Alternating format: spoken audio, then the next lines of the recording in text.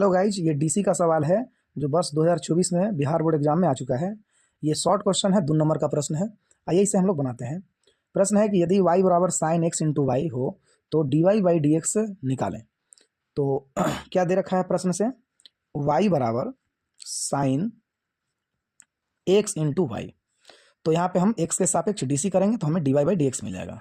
तो x के सापेक्ष डीसी करने पर, x के सापेक्ष डीसी करने पर, डीसी करने पर, x के सापेक्ष डीसी करने पर क्या होगा बच्चों, dy बाई डी एक्स बराबर derivative of sine x into y with respect to d x.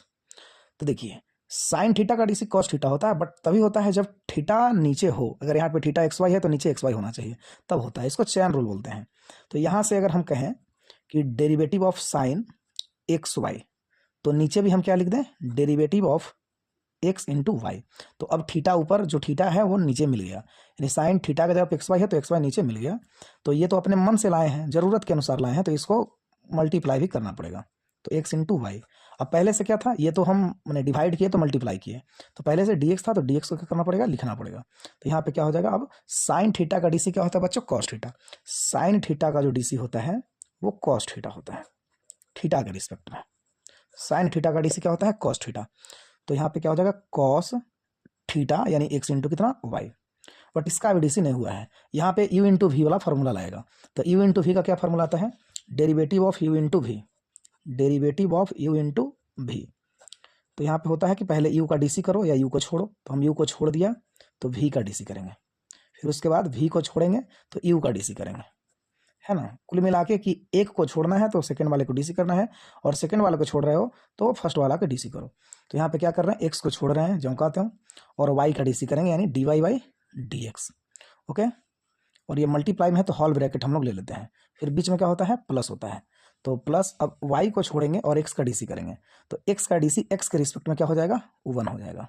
तो यहाँ से हम मल्टीप्लाई कर देते हैं, कॉस एक्स वाई, और यहाँ क्या है, x into d Y by D x. तो एक्स आगे लिख दें और डी वाई बाई क्या लिख देते हैं, डी एक्स। फिर यहाँ पे वाई इंटू 1 तो वाई हो जाएगा, और कॉस क्या हो जाएगा, एक्स वाई। ठीक है, मल्टीप्लाई हो गया। इधर क्या चल रहा था बच्चों, इधर हम लोग D Y by D X, इधर D Y by D X ले लो।